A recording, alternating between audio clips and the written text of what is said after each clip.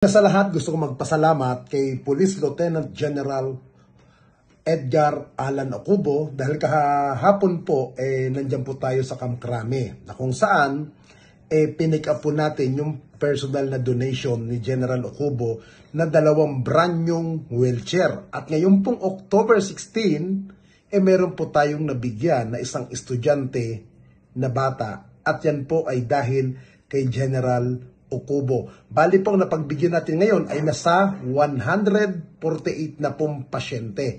At gusto ko po magpasalamat muli kay General Ocubo, kay Boss Jed Manalang, at siyempre sa MCARS dahil ang MCARS po ang nasa likod para po ma-pick up natin yung mga wheelchair na ipinanghihingi po natin sa ating mga kaibigan na mga kapulis at tayo naman po ay nakakapaghatid ng mga wheelchair po sa mga PWD at sa mga pasyenteng nangangailangan ng wheelchair. Again, maraming salamat mga boss. Yeah.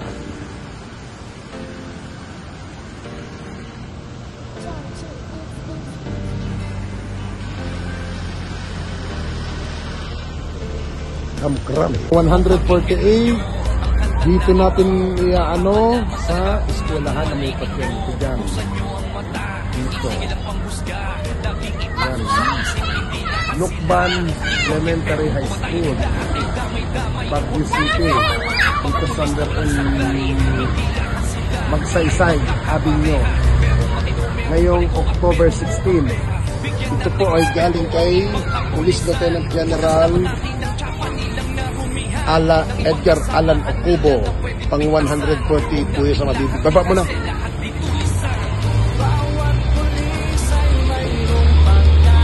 Sige.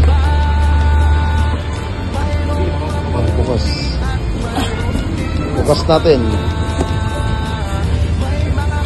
Ayan. Wheelchair. Ayan. Kaya hatid na natin sa pasyente.